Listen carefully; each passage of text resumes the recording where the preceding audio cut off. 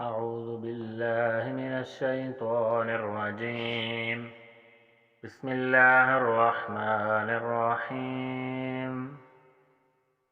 إن الذين كفروا لن تغني عنهم أموالهم ولا أولادهم من الله شيئا وأولئك هم وقود النار.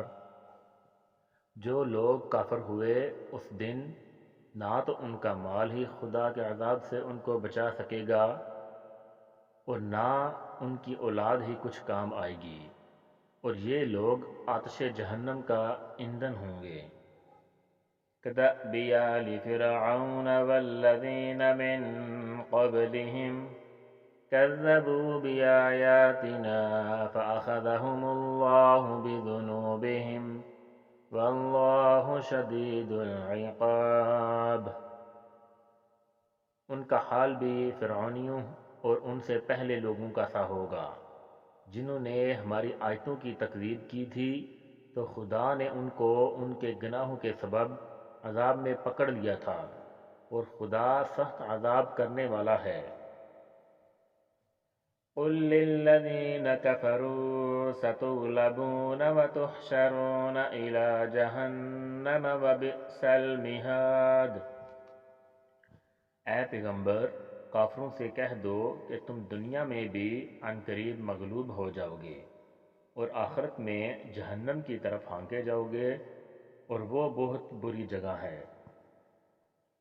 قد كان لكم آية في فئتين التقتا فئة تقاتل في سبيل الله وأخرى كافرة يرونهم مثليهم رأي العين والله يؤيد بنصره من يشاء إن في ذلك لعبرة لأولي الأبصار۔ تمہارے لیے دو گروہوں میں جو جنگ بدر کے دن آپس میں بڑھ گئے تھے قدرت خدا کے عظیم شان نشانی تھی۔ ایک گروہ مسلمانوں کا تھا، وہ خدا کی راہ میں لڑ رہا تھا، اور دوسرا گروہ کافروں کا تھا، وہ ان کو اپنی آنکھوں سے اپنے سے دگنا مشاہدہ کر رہا تھا، اور خدا اپنی نصرت سے جس کو چاہتا ہے مدد دیتا ہے۔ جو اہل بصارت ہیں ان کے لیے اس واقعے میں بڑی عبرت ہے۔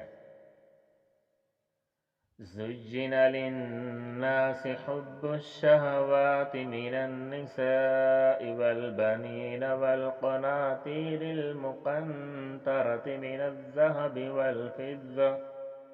من الذهب والفضة والخيل المسومة والأنعام والحرث ذلك متاع الحياة الدنيا والله عنده حسن المآب۔